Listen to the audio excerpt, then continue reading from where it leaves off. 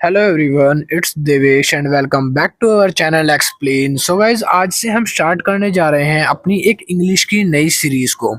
Book का नाम है रीडिंग इंडियन फिक्शन।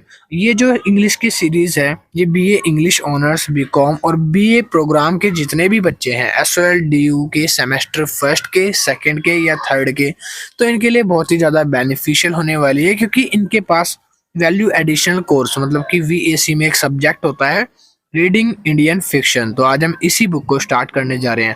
इस बुक की जो हमने नोट्स बना रखे हैं, तो मैं आपको नोट्स में से ही रीड करवाऊंगा ताकि आपको शॉर्ट में सारी कहानी और सारी चीज़ें समझ आ जाए। अगर आपको किसी को भी नोट्स परचेज करने हैं रीडिंग इंडियन फिक्शन इस बुक के, तो आप मुझे व्हाट्सअप नंबर पे मैसेज कर सकते हो। नीचे स्क्रीन पर मेरा व्हाट्सअप नंबर जो आपको शो कर रहा है, इसी नंबर पे आप मुझे व्हाट्सअप पे मैसेज कर सकते हो कि सर हमें नोट्स परचेज करने हैं, और 100 से 120 रुपये में मिनिमम अमाउंट पे करके जो भी होगा आप नोट्स को बाय भी कर सकते हो। तो जिनको नोट्स परचेज करने हैं, फटाफट से जाओ, मुझे व्हाट्सएप पे मैसेज करो इस बुक के नोट्स परचेज करने के लिए। और बाकी आपको कॉन्टैक्ट नंबर ऊपर शो कर रखा है। और आज से हम रीड करने जा रहे हैं रीडिंग इंडियन फिक्शन की बुक को, और इसकी जितनी भी यूनिट है, इसकी टोटल 3 यूनिट है। मैं तीनों यूनिट्स आपने अपने लेक्चर्स में कवर करने वाला हूँ। धीरे धीरे करके 3 लेक्चर्स आएंगे जिसमें तीनों यूनिट को मैं कवर करवा दूंगा, और सारे लिंक जो है वो डिस्क्रिप्शन में डाल दूंगा ताकि आप एक एक करके सारे लेक्चर्स को वॉच कर सको। तो आइए स्टार्ट करते हैं आपकी much awaited series reading Indian fiction को। तो अब आप लोग ये देख सकते हो, इसके यूनिट्स जो है मैंने आपके आगे ओपन कर दिए हैं, जैसे कि आपको वो देख ही रहे होंगे। इसमें टोटल 3 यूनिट है, जैसे फर्स्ट, सेकंड और ये वाली है थर्ड। ठीक है, तो 3 यूनिट है, मीन्स 3 वीडियो लेक्चर्स के आने वाले हैं। हर एक यूनिट में एक वीडियो में एक यूनिट में कवर कराऊंगा। तो आज जो हम रीड करने जा रहे हैं वो यूनिट 1 रीड करने जा रहे हैं। यूनिट 1 का नाम है यहाँ पर एक्सपेक्ट ऑफ द नोवेल। ठीक है, और ये जो राइटर है इनके, वो है E.M. फोस्टर। ठीक है, तो E.M. फोस्टर द्वारा एक्सपेक्ट द नोवेल जो राइटिंग करी गई है, तो हम इसको आज रीड करने वाले हैं पूरी तरह से। अगर आपको नोट्स वगैरह बाय करने हैं तो आप मैसेज कर देना, ऊपर और नीचे लिखा गया नंबर पे मेरे व्हाट्सएप पे। ठीक है, तो सबसे पहले नोवेल स्टार्ट करेंगे उसके इंट्रोडक्शन से। पहले हम ये जानेंगे कि कहानी में क्या चीज़ है, क्या चीज़ नहीं है।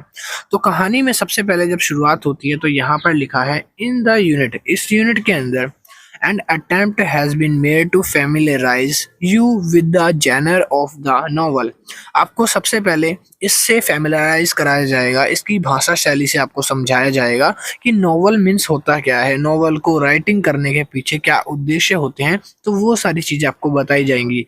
नोवेल के वेरियस एस्पेक्ट्स जो हैं वो आपको समझाए जाएंगे। साथ ही साथ E.M. Forster influence work expect of the novel publish in 1927। आपको ये पता होना चाहिए कि E.M. फोस्टर ने, यहाँ पर लिखा है E.M. फोस्टर ने ये जो नोवेल है ये 1927 को पब्लिश करी थी। आगे लिखा है उसके बाद पॉइंट नंबर 2 में, is an early but significant attempt to analyze the genre of the novel। कह रहा है कि इसको बहुत पहले ही बना दिया गया था, मगर इसमें काफ़ी सारी चेंजेस करी गई थी, इसकी भाषा शैली को बदल कर देखा गया था। इसी वजह से ये नोवेल 1927 में पब्लिश करी गई थी। It is the corneal text of understanding the methodology of reading a novel critically। कह रहा है इस नॉवल की जो भाषा है वो बहुत ही ज़्यादा आसान रखी गई है, ताकि जो रीडर्स हैं उनको ईजिली वो समझ आ सके। जब रीडर्स ईजिली इसको कॉन्सेप्ट को समझ पाएंगे तो वो ईजिली इसको पढ़ सकते हैं। ठीक है, आगे लिखा है Forster novel expect of the novel is one of the earliest effort in the studying the genre of the novel. जो फोस्टर नोवेल है, जो ये एक्सपेक्ट ऑफ द नोवेल है, इसको एक दूसरी नोवेल से रिगार्डिंग, मतलब कि दूसरी नोवेल से थोड़ा सा कॉपी नहीं कह सकते, थोड़ी इंस्पिरेशन लेकर इसको बनाया गया है। काफ़ी एफर्ट करे गए हैं, इसमें नई चीज़ों को लाने की कोशिश करी है फोस्टर ने। ठीक है, फोस्टर जो है वो राइटर है, ऑथर है इस नोवेल के। आगे लिखा है in the introductory of aspect of the novel, Foster defined novel as a friction in prose of certain extent। फोर्सन जो फोस्टर है वो शुरू में जब नोवेल स्टार्ट करते हैं उसी टाइम वो बताते हैं कि जो नोवेल है वो बहुत ही ज़्यादा कंटेक्स्ट टॉपिक पर लिखी गई है। नोवेल में कुछ चीज़ों को फ्रिक्शनली दिखाया जाएगा। Expect of the novel was originally Clark literature series. Delivered by E M Forster. ये एक बहुत ही ज़्यादा यूनिक सीरीज़ है जो ई एम फोस्टर द्वारा लिखी गई है at Trinity college Cambridge university, जो कि एक ट्रिनिटी कॉलेज से कैम्ब्रिज यूनिवर्सिटी से पास आउट हुए हुए हैं। ठीक है। नाउ नेक्स्ट पॉइंट इसका है the author and his works. पहले हम पढ़ेंगे कि अर्थर जो है ई एम फोस्टर के बारे में और उसके काम वगैरह के बारे में। E M Forster is regarding as one of the finest 20th century critics. कह रहा है कि 20वीं शताब्दी में इनसे ज़्यादा बेहतरीन जो है राइटर कोई नहीं था। ठीक है, उस टाइम पे। In his work many of his ideas and critical tenets about section 8। अगर आपने सेक्शन 8 नहीं पढ़ा तो आप सेक्शन 8 में अगर आप जाके पढ़ोगे तो इनके कुछ क्रिटिकल आइडियाज वगैरह बहुत सारे लिखे गए हैं। And literature can be found he is also और celebrate novel is who is novel. ये अपनी नॉवेल्स वगैरह जब बनाते थे तो उस टाइम पे लोग इनके पीछे पड़ जाते थे, मतलब कि इनकी नॉवल की जो भाषा शैली है, और ये एक तरह से उसको सेलिब्रेट भी करते थे। ठीक है। Who is novel are popular even now and read across the world. It would be accurate to say that the novel of Trump's writing in the most free form of the literacy genre। इन्होंने जो writing करी थी, जो novel लिखी है, वो एक accurate novel लिखी है जिसमें बहुत सारी राइटिंग स्किल्स हैं, बहुत सारी मोस्ट फ्री लिटरेचर जेनर है जहाँ पर अलग अलग तरह की भाषा शैली का इस्तेमाल किया गया है और बहुत ही यूनिक कंटेंट पे नॉवल बनाई गई है। Now we discuss about significant work of E M Forster. E M Forster के सिग्निफिकेंट वर्क क्या थे, क्या क्या काम थे। तो सबसे पहले तो हम इनकी नॉवल से स्टार्ट करेंगे जो कि सबसे ज़्यादा फेमस है। नॉवेल्स में इन्होंने अभी तक लाइफ में बहुत सारी नॉवेल्स लिखी है वैसे तो, मगर उसमें से कुछ बेस्ट सेलर नॉवल जो है इनकी वो ये है। फर्स्ट आती है द लॉन्गेस्ट जर्नी 907। ठीक है, 1907। सेकंड नॉवल इनकी है ए रूम विद ए व्यू, 1908 में लिखी गई थी। ए पैसेज टू इंडिया, ये 1924 में लिखी गई थी। लिटरेसी के ऊपर इन्होंने क्या लिखा है, लिटरेसी क्रिटिसिज्म्स के ऊपर इन्होंने एस्पेक्ट ऑफ द नॉवल 1927 लिखी है। यही नॉवल जो आज हम पढ़ रहे हैं।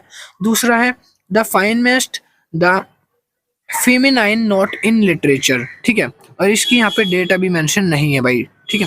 उसके बाद लिखा है यहाँ पे ट्रैवल राइटिंग में इन्होंने क्या लिखा है। ट्रैवल राइटिंग में दो नॉवेल्स इनकी पॉपुलर है, जो कि है पहली अलेक्जेंड्रिया हिस्ट्री एंड गाइड, दूसरी आती है द हिल ऑफ देवी 1953। फिर बायोग्राफी जो इन्होंने लिखी है, बायोग्राफी गॉड्सवर्थी लोए डिक्सन की इन्होंने बायोग्राफी भी राइट करी है। ठीक है। नीचे आ जाता है the 7 aspect of the novel. अब हम पढ़ेंगे कि नॉवल के 7 एस्पेक्ट क्या हैं जिसके ऊपर नॉवल बेस्ड है। तो नॉवल की जो स्टोरी है वो ज़्यादा क्रिटिकल तो नहीं है बल इजी है, आप समझ सकते हो। कह रहा है Forster states that as it core a novel tells about a story sequence event in the way that keeps the reader curious as the what happen next. कह रहा है कि नॉवल ये बिलीव करते थे कि जब वो नॉवल लिखे तो उनकी स्टोरी ऐसी हो कि वो एक सीक्वेंस में बना पाए, और जब उसको रीडर रीड करे तो वो क्यूरियस हो जाए, वो आगे जिज्ञासु हो जाए कि आगे क्या होने वाला है, व्हाट हैपेंस नेक्स्ट। तो वो इस पे बिलीव करते थे। The story is the background of a novel making the audience want to know what happen next. If audience not want to know what happen next, that is not a good novel. वो कहते थे कि अगर कोई novel लिखे जा रहा है तो नॉवल में ऐसा सीक्वेंस डालना चाहिए कि जो ऑडियंस है वो हमेशा ये सोचती रहे कि आगे अब और क्या होने वाला है। और यही जो दिलचस्पी है एक नॉवल को बेहतरीन बनाती है। अगर किसी नॉवल में ऐसा ही ना सोचा जाए कि आगे क्या होने वाला है रीडर द्वारा, तो वो नॉवल एक गुड नॉवल नहीं होती। ये इनका फोस्टर का मानना था। क्योंकि अगर आप मान लो कोई भी किताब पढ़ रहे हो, कोई भी आप बुक पढ़ रहे हो, आपको पता है आप कोई एक अच्छी सी मूवीज देख रहे हो। ठीक है, मूवी में आपको अगर मान लो पता है कि बोरिंग मूवी है, आगे भी कुछ ज़्यादा खास नहीं होगा, तो आप उसको बंद कर देते हो, स्किप करोगे या फिर हटा दोगे। तो यही सेम चीज़ नॉवेल्स के साथ होता था। ना उसके बाद लिखा है पीपल्स, लोगों के बारे में इन्होंने अपनी राय बताई है। क्या ये है कि making character to know what happen next to whom did it happen. कह रहा है कि हम जब कैरेक्टर्स वगैरह जानने की कोशिश करते थे तो उन कैरेक्टर्स के हाव भाव से भी जानने की कोशिश करते थे कि क्या होने वाला है आगे और क्यों, कैसे होगा, किसका होगा। ठीक है, वो सब चीज़ें। Forster distinguished between round characters and flat characters in novel. जो फोस्टर्स थे वो मोस्टली डिफरेंस करके रखते थे जो फ्लैट कैरेक्टर होते हैं और जो राउंड कैरेक्टर होते हैं नॉवल के अंदर, दोनों में डिफरेंस होता था। अब आपको ये समझना पड़ेगा फ्लैट और राउंड कैरेक्टर क्या चीज़ है। Flat character are those who lack depth and complexity. Flat character वो सारे कैरेक्टर होते हैं जो ये जानते हैं कि डेप्थ कैसे है, बुक की जो गहराई है वो, और कॉम्प्लेक्सिटी कि बुक के जेनर्स को कैसे घुमाना है। Character who are flat have only one for two distance traits. इनके लिए एक या दो चीजें होती थी बस इनको पहचानने के लिए कि ये फ्लैट कैरेक्टर हैं। Flat character can be assumed up in a single line and are easily recognisable.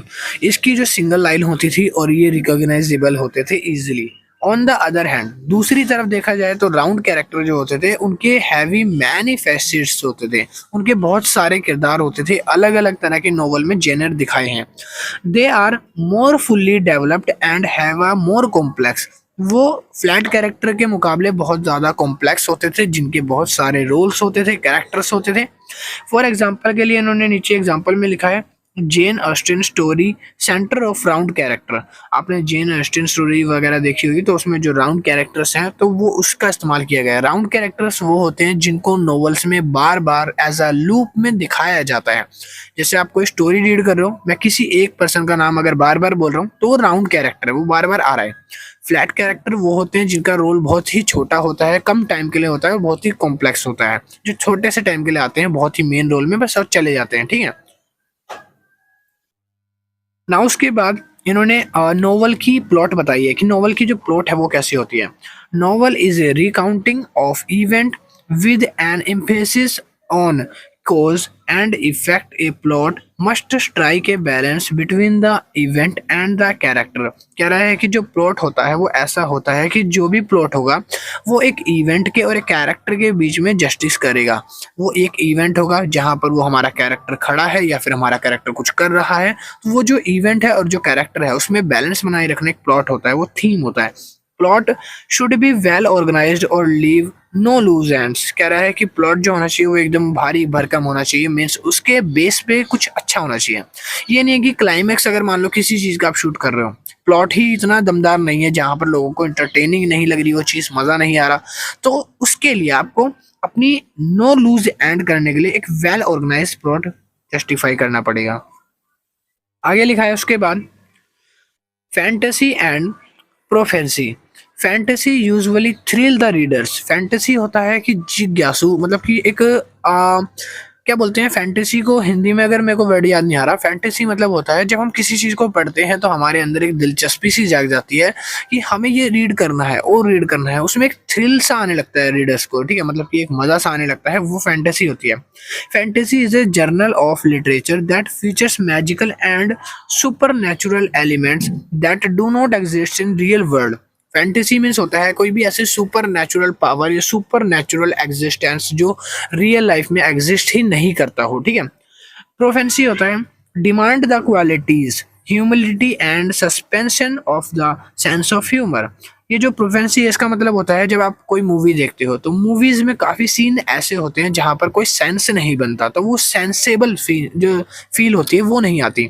तो नॉवेल्स वगैरह में वो सेंस डाला जाता है, उसकी टोन होता है, वॉइस ओवर होता है। जैसे कि कोई हीरो है, काफी फिल्मों में मैंने देखा है कि जैसे छोटे छोटे हीरो होते हैं वो बड़े बड़े एक्टर्स को मार देते हैं, फेंक देते हैं, ठीक है। तो उनका अगर सेंस बनाया जाए तो सेंस नहीं बनता कि वो एक हाथ से उठा के फेंक दे रहे हैं, आदमी उड़ता हुआ जा रहा है। काफी सेंसेबल अनसेंसेबल फिल्म्स होती हैं, तो वो चीज़ यहाँ पर दिखाते हैं कि ऐसी अनसेंसेबल फिल्म्स वगैरह नॉवेल्स वगैरह को प्रोफेंसी के नाम से बोला जाता है। कह रहा है tone of voice and it may imply any faith. कह रहा है कि और उसके बाद टोन ऑफ वॉइस भी इम्प्लाई करती है कि आप किस आवाज़ में इसको आवाज़ दे रहे हो। वो आवाज़ मान लो उस कैरेक्टर पे सूट नहीं कर रही तो वो आवाज़ भी वेस्ट हो जाती है। कह रहा है each aspect of the novel demand a different qualities in A reader. एक जो नॉवल होती है वो हर एक क्वालिटी में, हर एक रीडर के अंदर एक नई क्वालिटी जो है वो फाइंड करती है और डेवलप करती है। Pattern and rhythm. हम पढ़ेंगे कि नॉवेल्स की जो पैटर्न एंड रिदम है वो कैसे होती है। Pattern must develop naturally. Pattern जो है वो नेचुरली डेवलप होते हैं। The story rhythm is represent by A motive that recurs with slight modification. जो उसकी रिदम होती है वो एक स्टोरी का मोटिव जो होता है वो बताती है कि स्टोरी किस तरह की है, साइलेंट है, वायलेंट है, स्टोरी में क्या हो रहा है, एंगर स्टोरी है या फिर किस तरह की स्टोरी है, कैसे कैरेक्टर्स हैं, तो वो नॉवेल्स के बताने में हेल्प करती है। नेक्स्ट देखो हमारा जो पॉइंट है भाई यहाँ पर ही आपका चैप्टर जो है पूरा कंप्लीट हो चुका है, ठीक है। सो मैं अभी आपको मोस्ट इंपॉर्टेंट क्वेश्चंस वगैरह दिखाने जा रहा हूँ, ठीक है। ये क्वेश्चंस अगर आपको लेने हैं तो भाई आपको नोट्स बाय करने पड़ेंगे। नोट्स बाय करोगे तो आपको ये देखो क्वेश्चंस वगैरह मैं इसमें नोट्स में मैंने डाल रखे हैं ताकि आप इजीली प्रैक्टिस कर सकते हो, ठीक है। ये क्वेश्चंस वगैरह आप देख लो। बाकी ये देखो ये फर्स्ट चैप्टर के, सेकंड चैप्टर के और थर्ड यूनिट के सारे चैप्टर के इंपॉर्टेंट क्वेश्चंस नोट्स में आपको दिए जाएंगे। तो अगर जिनको नोट्स बाय करने हैं तो वो बाय कर सकता है, ठीक है। मिनिमम अमाउंट पे करके बाय कर सकते हो। नीचे मेरा दिया गया व्हाट्सअप नंबर पे आप मुझे मैसेज करके इस बुक के नोट्स वगैरह भी ले सकते हो। तो जिनको बाय करना है फटाफट कर लेना। बाकी मैं मिलता हूँ नेक्स्ट यूनिट में, यूनिट नंबर 2 के साथ। फर्स्ट यूनिट कंप्लीट हो गई है आपकी। अभी के लिए इतना ही। Thank you, keep watching, bye. And अगर कोई क्वेरीज है तो आप डिस्क्रिप्शन या कमेंट में डाल सकते हो। बाकी मेरा इंस्टाग्राम, ट्विटर, व्हाट्सअप वगैरह के लिंक डिस्क्रिप्शन में गिवन है, वहां से आप मुझे ज्वाइन भी कर सकते हो। Thank you.